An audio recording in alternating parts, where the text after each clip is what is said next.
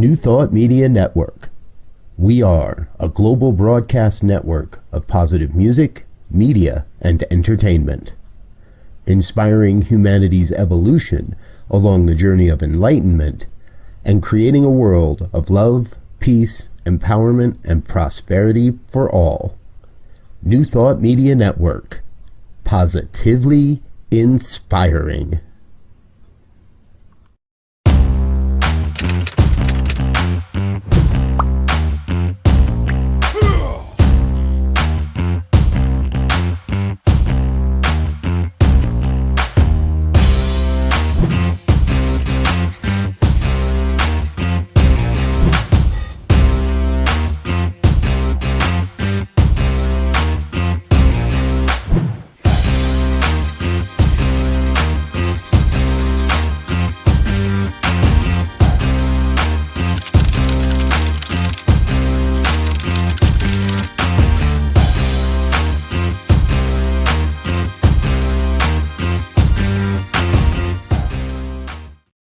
And good morning, dear ones. Good afternoon, good evening, wherever you may be, whenever you may be watching this.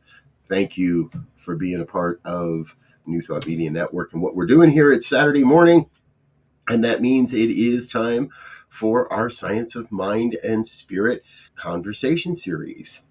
So we're grateful that you are with us. Good morning, Wayne, all the way from Calgary. Good to see you. Fiona dear, all the way from Geneva. Good to see you this afternoon where you are. And we have a Facebook user, and I still this Facebook StreamYard thing does a weird thing. If you're not authorized through Facebook to let StreamYard show us your name, we don't know who you are. But welcome to chat in your name or authorize. Find the link in the description that lets you authorize through Facebook. Morning, Diego.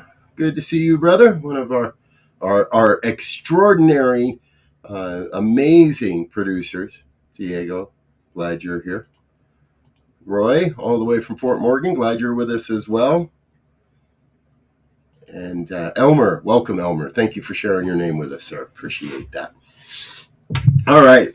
So, first up, big, huge thank you to Reverend Doctor. See, I'm going to keep doing that.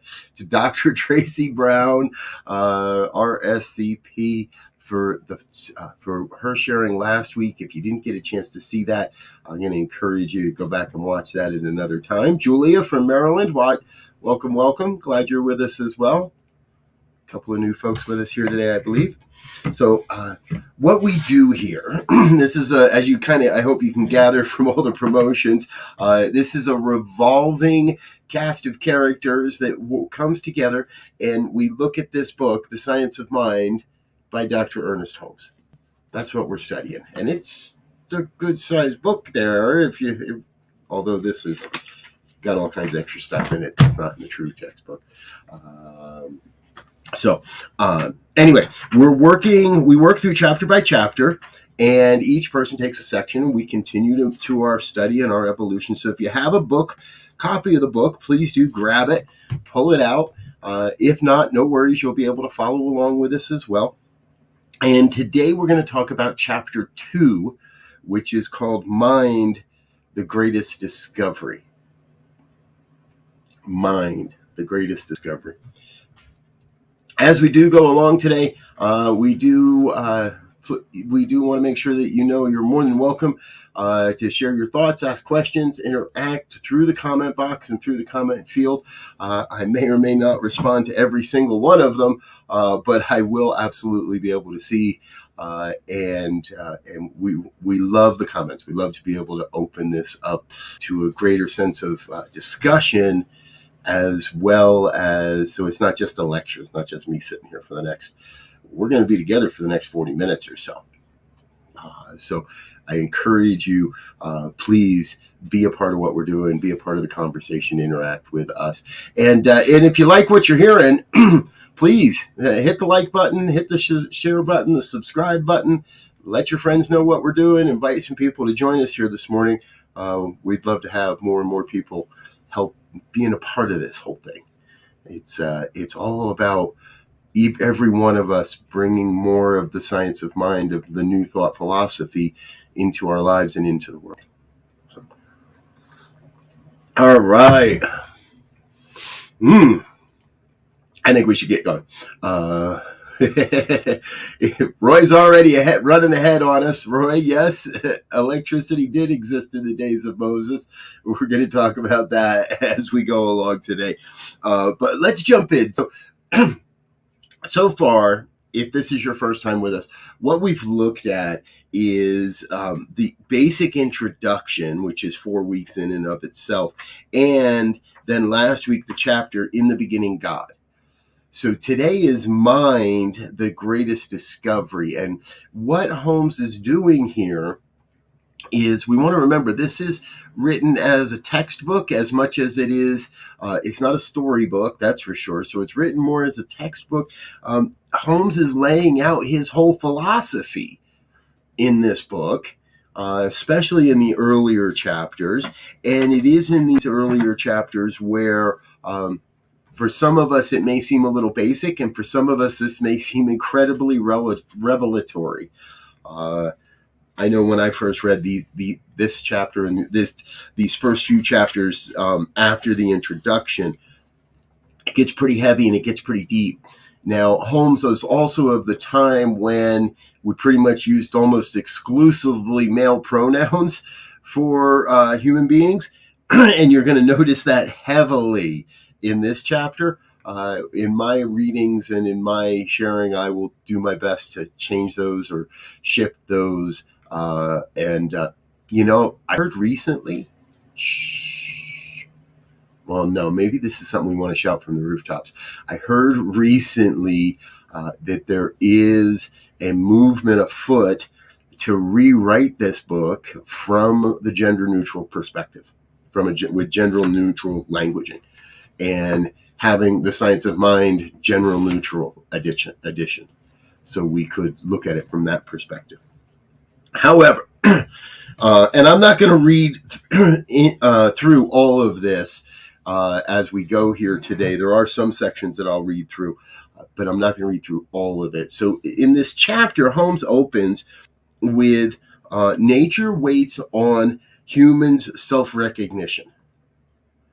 And what he's saying is that all that we know now has always been true when it comes to universal laws and universal principles. So as Wayne's already, as I said, Roy's already jumping in and sharing, electricity existed in the age of Moses. We just weren't aware of it yet. And eventually, humans became self-recognized of the natural laws, of all the natural laws. So nothing is more important than humanity, as we are now, is the result of evolution. We are a result of an evolving process. And if we know anything of evolution, we know that never stops. So we are not the same human race, if you will, that read these words when they were first written, when Holmes first was studying this. In studying the order of humanity's evolution, it seems certain that it was necessary, from the time that we were brought to a point of self-choice, and we be left alone to discover our true nature. That is the journey of life, is it not? We become self-aware. We become aware of nature as a child. We become aware of our surroundings, our environment. But it does feel like we're pretty much left alone to figure it all out. Unless we run into a philosophy, a religion. Sometimes that's given to us by our parents. Most often it's given to us by our parents. Over on page 72 in the second paragraph there, Holmes writes, the principle of any science is invisible, theoretical, as is our idea of spirit. No one has seen God. No one has seen life. What we have seen is the manifestation of life. No one has seen intelligence. We experience it. No one has ever seen causation. We see what it does. And remember, anytime Holmes capitalizes the word it, he's speaking to the ineffable. He's speaking as God. It is God. No one has ever seen causation. We see what it does. We deal with its effects. We do not see beauty. The artist feels beauty and depicts it as best they can, and the result of their efforts is what we call beautiful. The mathematician solves a problem, but the problem is not the principle of mathematics. The solution of the problem is an effect or a result of the application of the principle. We do not see life, we experience living. Causation is invisible. Roy asks, are we manifestations of God? Absolutely, because God is all there is. God is all there is. There is nothing other than, nothing outside of God or the One. Some people call it Allah. Some people call it Buddha or Brahma or Yahweh or Vishnu or Kuan Yin or Source Energy. Whatever name you give it, whatever image you assign to it, that is the truth for you. May not be the truth for me. It may be the truth even if I don't agree with it or see it. Doesn't mean it's still not the truth. It just means that I'm not in alignment with the truth. But there's a lot of ways we can line up with the truth. Just kind of hit me here. I don't know if anybody in the room's a billiards player or not. But one of the principles I've learned about playing billiards over many, many years now is there's always more than one way to get to your target ball. There's always more than one way to get to your target ball. Now, there is always the easy, direct, maybe it's a slice, maybe it's a cut, maybe it's a bank shot, but there's always the easiest, most direct shot to make your target. But if you spend enough time and you look at it from different angles and you look at it with a different perspective, there's always a back door. There's always another way to get to the target.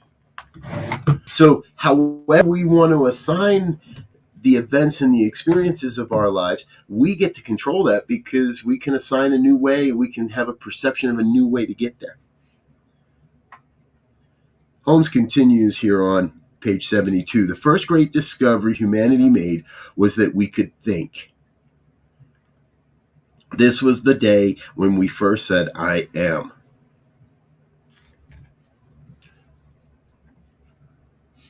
And Holmes isn't new in any of what he's sharing here, right?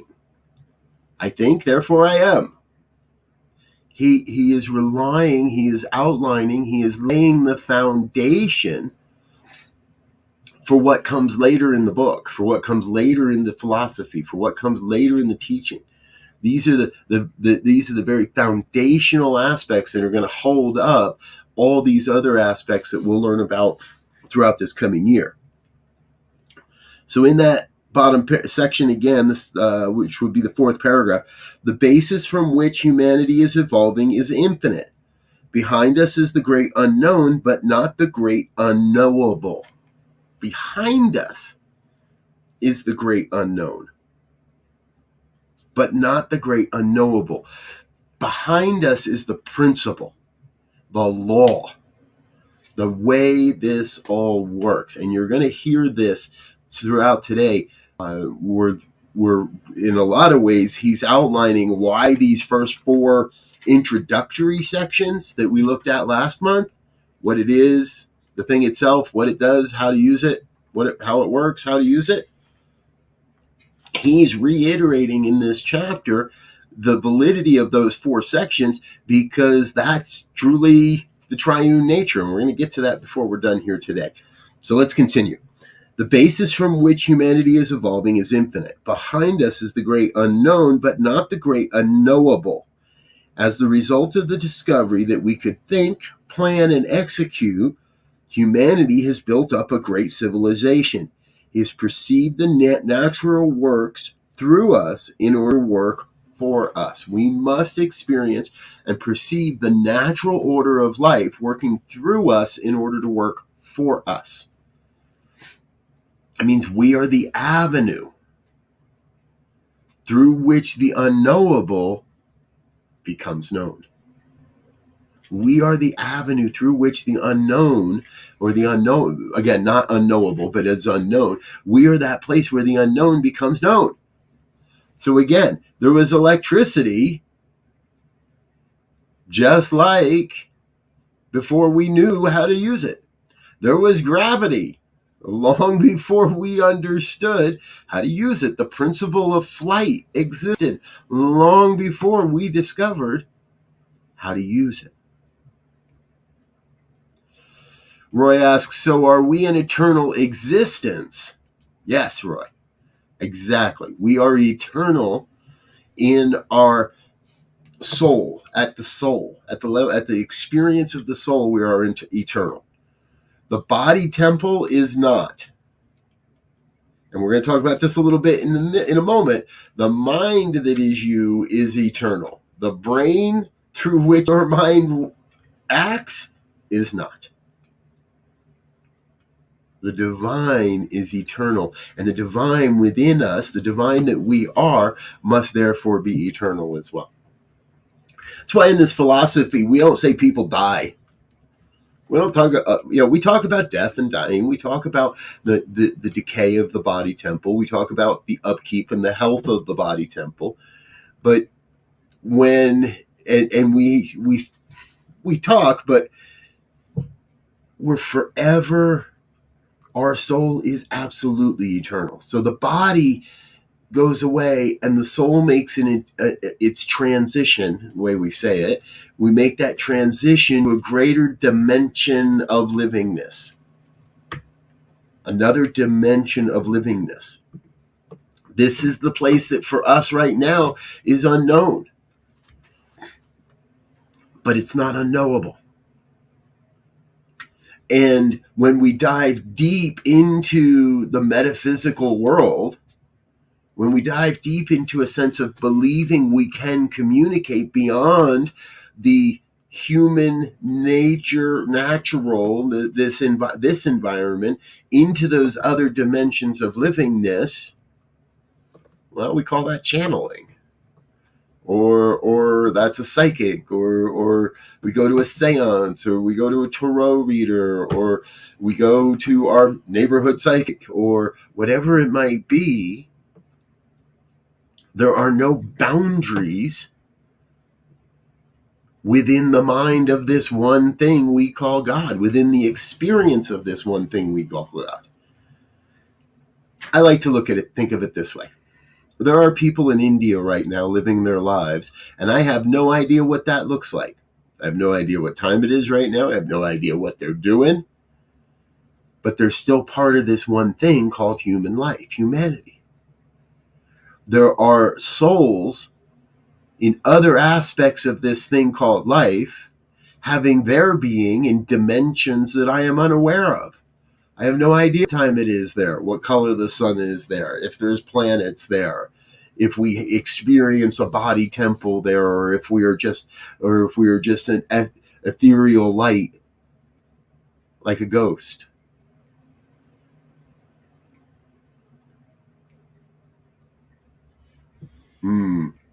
Yes, Roy, you already are immortal. And there's a whole chapter on that later on in the year. We're going to talk about that in really deeper conversation later. But none of what we were taught that we had to achieve there was nothing outside ourselves to begin with.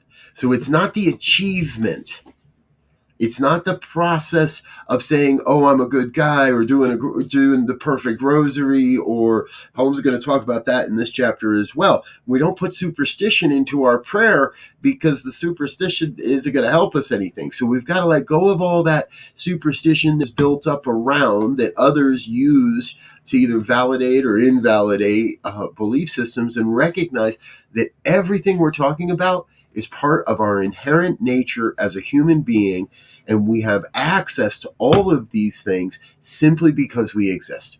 We have access. We are immortal because we are here and exist.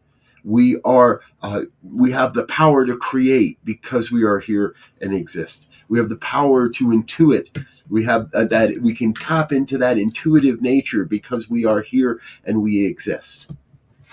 I love intuition. It's one of those great examples of all this, because I was brought up, and many of us may have heard that term, it's a woman's intuition. Women have intuition, not men. Men don't listen to their intuition. Gosh, no, that's right. I was brought up in that concept, but we come to realize intuition is available to everyone.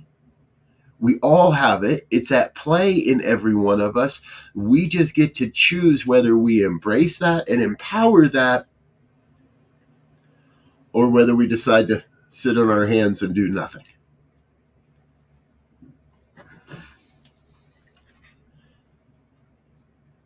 Nature works through us in order to work for us.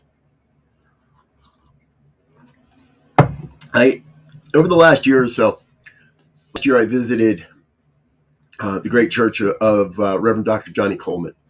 And she had almost coined the phrase. I don't know if she coined it or if she just used it enough to brand it, but she would say, it works if you work it. It works if you work it. It is true if you believe it. So we have to be willing to work these principles, but they also are going to work us. If we don't, if we don't voluntarily, if we don't get on board, if we don't jump on the love train and express more love in the world, we're only going to be given more opportunities to experience something other than love, so that we'll move towards love. I'm getting off track. Let's go back to page 73 real quick here. Our first discovery, as Holmes is writing here, humanity's first discovery of our ability to think was taken as a matter of fact. I think, therefore I am. We have always been able to think. It was proof that we existed. It gave us the ability to know our needs and to supply them. It appeared to be an automatic thing. It came with us and would doubtlessly die when we died. The brain seemed to be the organ of thought. Of course, when death stilled the brain, it could no longer operate. However, a day came when some wise man claimed that it is not the brain that does the thinking, for the brain could think, it would keep on thinking when removed from the body. Yet without a brain, a man could not think, which proved that something behind the brain used it as an instrument. There it is, folks. You don't think. You do. The eternal that is you. But the mind is separate from the brain. The brain is an instrument through which the mind helps translate the beliefs, the ideas, the images, the visions into our body temple, so that we can move and use our body temple. One does think, so behind the brain there must be a thinker. But where is the thinker? We do not see them. Have we a right to say there is a thinker when we have never seen them? Yes, for the proof of this reality is the evidence of our thoughts. So a body without a thinker cannot function. We have to have our thinker, we are who we are. At first, we did not perceive this and thought only of our body as self-operating. But when we discovered this was not the case, we found that we could consciously think and decide that something happened to my thoughts after I think them. They went somewhere, and they come back as a memory. This is another important part. Memory. Now I'm going to flip over to page 74 because the important part of this section is over there. Memory of itself is an unconscious operation of what was once a conscious thought. I want to remember these things. When something comes back to us, even if it seems like a lost memory or a cloud, like, did I really do that? Is that really the truth? Like, memory of itself is an unconscious operation of what was once a conscious thought. So at some point you had to have the conscious thought or have the experience in order for it to come back as a memory. Otherwise, it's often what we call a divine download. We're going to get to that. This is one of the most important conclusions which the mind of humanity has ever made. By changing our thought, conscious thought, by changing our thought, we could remold our affairs, and by right thinking, we could bring new conditions into our life. Change your thinking, change your life. Change your thinking, change your life. Now, for me, here's where it gets really fun. A handful of years ago, I was working a street fair in Louisville, Colorado.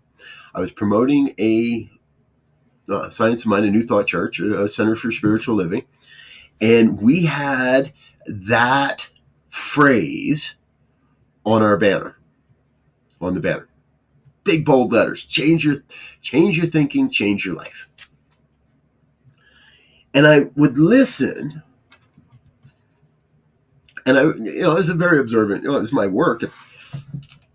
And I would listen as people would go by and read that, and some would ponder and go, wow, And others would look at it and say, why would I want to do that?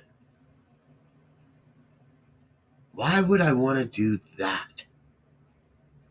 And I got to thinking, I got to pondering about it. There are those that are very happy with their life the way it is and don't necessarily want anything different or to change in their life. Now, that's great if that's your truth.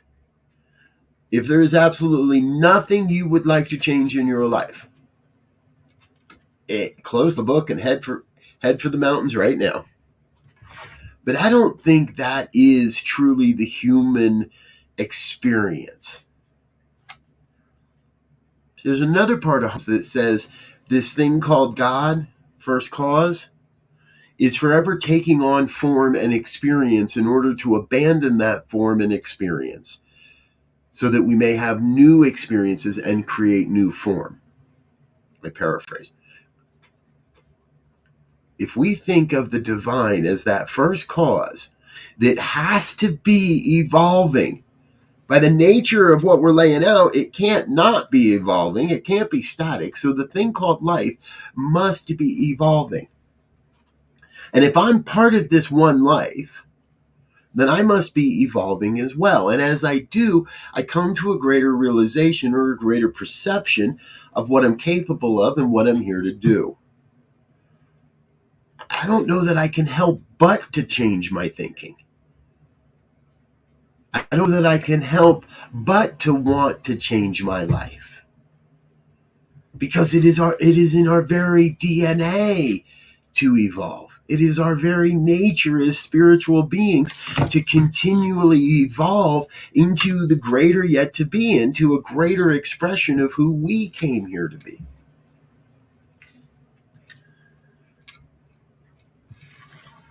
Holmes continues on 74 and into 75, explaining how sciences and how laws are discovered. And I want to keep jumping into the second paragraph on page 75.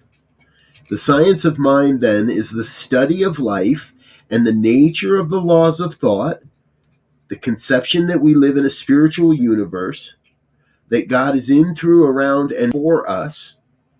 There is nothing supernatural anywhere on any plane. That which today seems to us supernatural, after it's understood, will be found spontaneously natural. At one point, it was supernatural for humans to fly. And then we understood the law. We understood the principle, and it became natural. It's just part of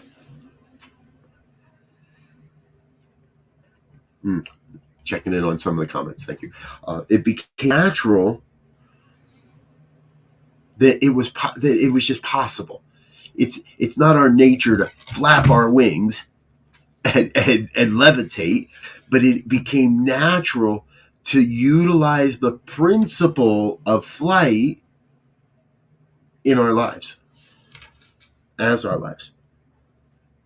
We say there is a universal mind, but no one ever saw it. We say God is spirit, but no one ever saw God. The Bible says, no man hath seen God at any time, only the Son.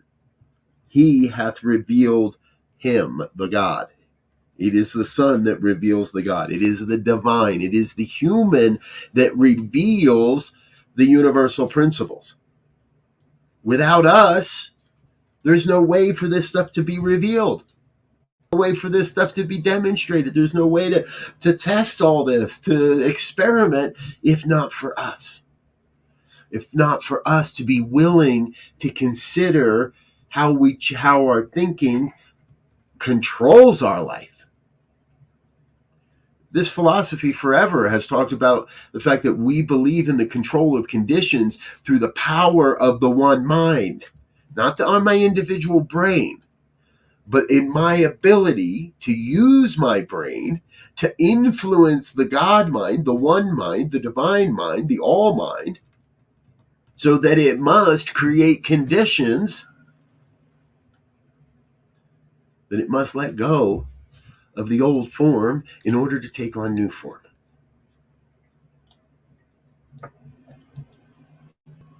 Folks, when I get to the truth, when I really boil it down for myself, this philosophy is not only easy to demonstrate, it's simple in its nature. You are a divine emanation of God. Plain and simple. Plain and simple. You are a divine expression of God just as you are. And just as you are becoming. So in every moment as you step into a new experience, a new way of living, that you have these new experiences. Roy's asking if that means, do we eventually evolve to learn to fly like birds do? Perhaps. I don't know, Roy. Perhaps we're not there yet. It doesn't appear necessary for humans to be able to fly like a bird at this point. My intuition tells me we're destined for bigger things. Not destined. That we are demonstrating bigger things than just flapping like birds. And could it happen? Absolutely. Nothing that says it can't. If evolution is a long and winding road, and we are where we are, and we can see as far as we can see, but it's also how far behind us can we see to recognize how far we've come. Good question, though. Nothing is more evident than the fact that we live. And since we live, we must have life. And since we have life, there must be capital L life, God life. Again, I'm still on page 75, just above the bottom section. The only proof we have of mind is that we think. The only proof we have that our mind, not our brain, but our mind is creative, is based on what we think and what we therefore experience. We prove this to ourselves. We have to prove this to it. This has been the most important part in my life all the way along, is that we are forever proving to ourselves the power of these principles by our demonstrations, by the demonstrations of our prayer work. Recently, I've started back on a kick, on a campaign that says, don't forget the documentation. Don't forget the documentation. When I first started as a religious science practitioner, we were required to create documented demonstrations, which means we would write down, here's what I prayed for, here's who I prayed with, and here's the demonstration we received, and we would document. Prove not only that you use these principles, but that they're working in your life. So when we recognize that, hey, a year ago when we studied this chapter, I was thinking this. Now look at where I am. And what thoughts did I hold over the past year that created that change, that brought me from where I was to where I am now?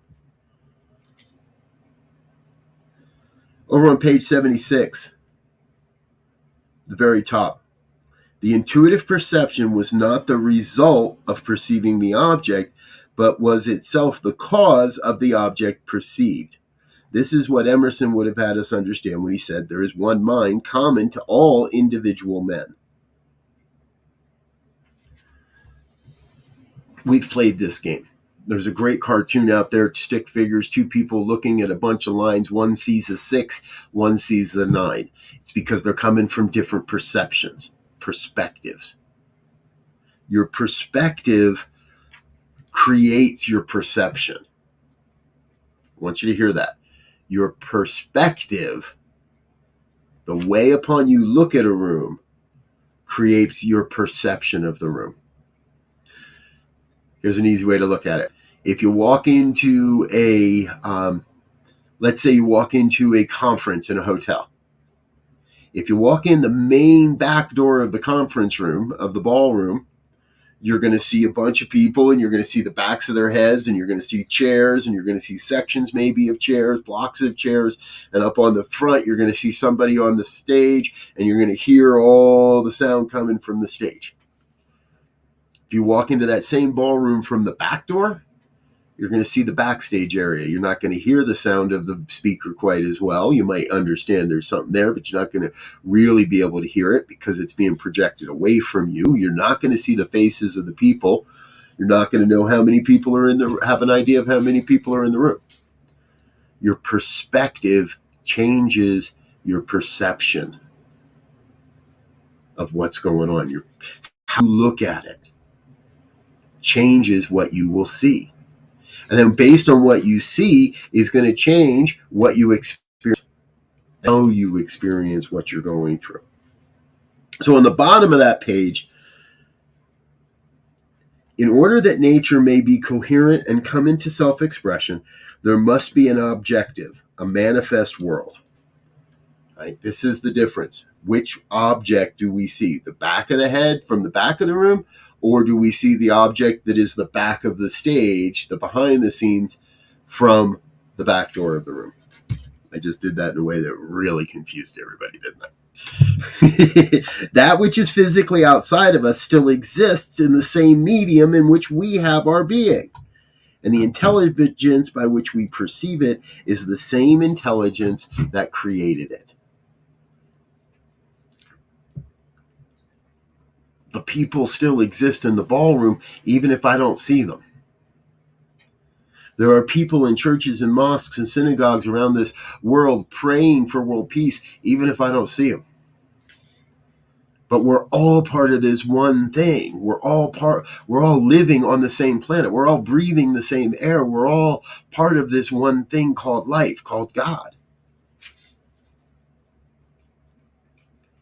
Over on page 77 at the bottom of the first paragraph, spirit is the medium through which I am conscious of myself, of others, and my environment. And I can change all of that through the power of my own words.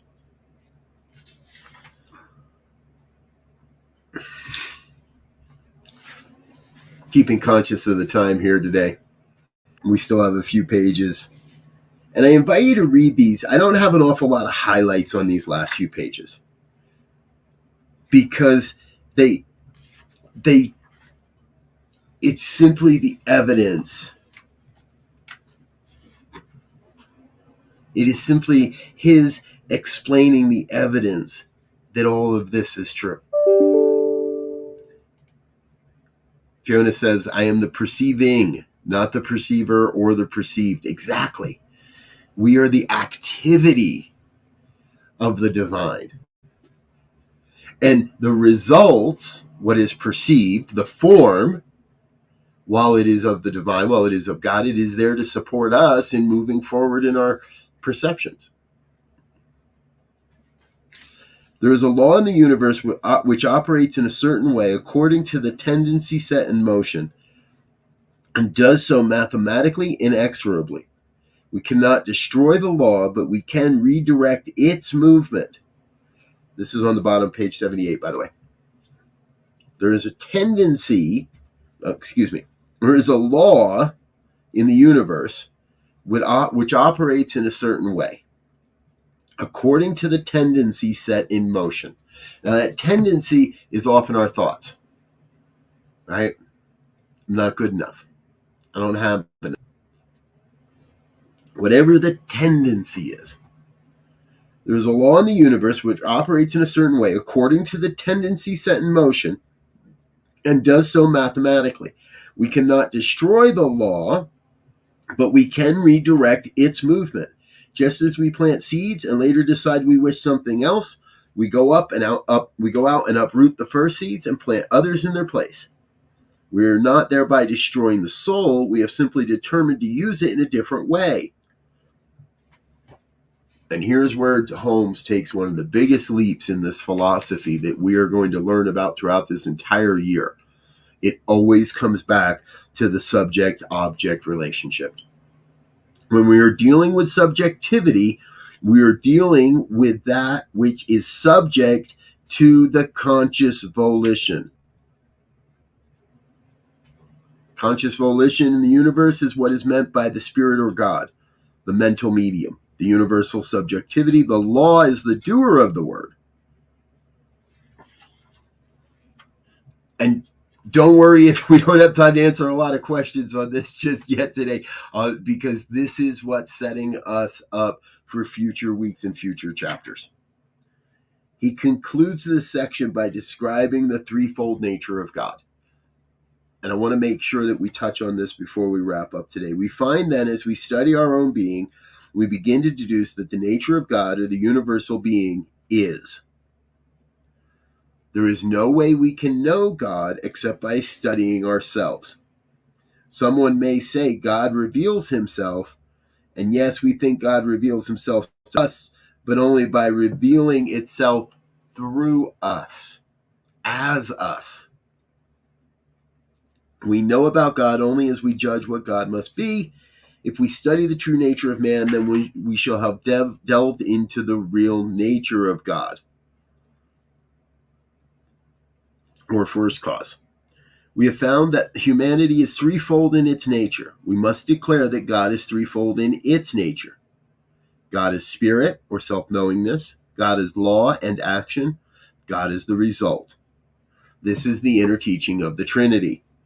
God as self-knowing spirit. God as self-knowing spirit means the divine being whom we have always thought and believed in, the being to whom we have prayed and whom we have adored. God as law means the way in which spirit works. The law, as that sense, would be the servant of the spirit. God as body means the manifestation of the spirit. God as law, God as spirit, God as body. Spirit, soul, and body. Soil, seed, and plant. We've got so many different ways of saying this. The Trinity of being appears to run through all nature and all life. I'm going to get rid of the word appears. The Trinity of being. Think of it this, right? The Trinity of being is as so shall it be. The Trinity of being appears to run through all nature and all life. For instance, there is electricity, the way it works, and its result, which is light or motive power. There is the seed, the creative medium of the soil, and the plant. Turn it any way we may, we have confronted with the necessity of a trinity of being. Throughout the ages, this trinity has been taught. Every great religion and every great spiritual philosophy has taught this trinity, Father, Son, and Holy Ghost. It is the thing, the way it works, and what it does. The thing is absolute intelligence. The way it works is absolute law, and what it does is the result, manifestation. The action of the thing itself is what the Bible calls the word, or absolute intelligence. So it's no surprise that we started this entire book with the thing itself, the way it works, what it does. There's the Trinity. And the beauty of Holmes is he adds a piece to the Trinity. How to use it. The thing itself, what it does. How to use it. The thing itself, God. How it works. The law. The law of creation. And what it does is demonstrate, manifest, as your life, as my life, as the lives of everyone we encounter across this entire planet and beyond. The greatest discovery ever made was when humanity awakened to our power of choice, to the power of our own mind, to the power of the divine mind flowing through and as our mind. So we actually, as individuals, have the ultimate responsibility about how life is going to evolve on this planet and out into the cosmos. Because we have that point of choice. We can choose to bring everything we are to bear on creating a world that works for all, or we can put our focus on creating a world that works for me and mine and the heck with everybody else. Are we directing the law towards the creation of good or towards something destructive?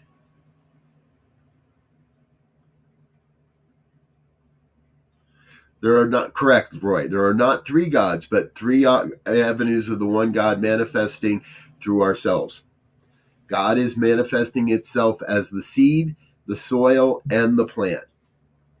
As the spirit, the law, and the form. The intuitive flash, the getting our hands involved to make it happen, and the result. And this is why, folks, you see this symbol in so many places. In the science of mind, it's used as a teaching symbol, not just an identifier. This doesn't just say we are science of mind or we are new thought or we are metaphysicians. This says this is the way the science of the mind works. We take the top third, which is the seed, which is the divine idea, which is that hit, which is that instant divine download, whatever we call it. We put it into this middle third there. That's the soil. That's the law working upon the idea. the universal law that must bring the idea into the bottom third and into form. So the V itself is not a V, it is a track by which a thought starts in the spirit, moves through the law and into form. And now that it is a new form, now that we have a form based on our thoughts, that's going to change the perception of who we are. It's going to travel back through the law up to the right and change who we are and how we see the world. And we're going to talk about that week after week, chapter by chapter, for the rest of this year. That's the truth. And that's where we're going. So I invite you to keep coming back. Next week, we're going to be talking about spirit. As just that. That's the name of the title, Spirit. We're going to talk about spirit next week. I have not looked at who's on tap to be with us, so I don't know who that will be. But I encourage you to come back and join us again for that one. That was today. Sorry. I thought I had a good little banner for next week. But please join us again next week as we continue to take this exploration into the science textbook. This whole Saturday morning program, this is our third year now, and it all began from that point of saying, I love this philosophy. Let's take a deeper dive. New Thought churches all over the planet in the first 4 weeks of the year take a look at those first 4 introductory chapters as a reminder, as a regrounding, as a launching point for the year. And I recognize I'd rather study the whole book, and it's a big book. So we're going to continue. Thank you for being here. I love you. I wish you all the best. Please be a part of the New Thought Media Network. Like, share, subscribe, do all those things. Before we go anywhere today, I would like to share a couple of little things with you. Number one, something really fun is coming up this Friday, and I want you to know about it. So don't go anywhere yet. Check this out.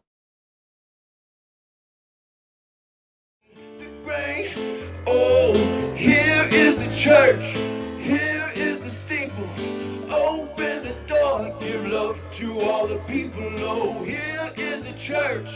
Here is the steeple.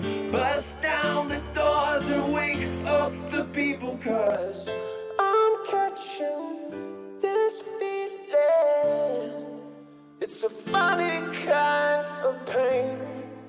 The price I'll pay for change, for change.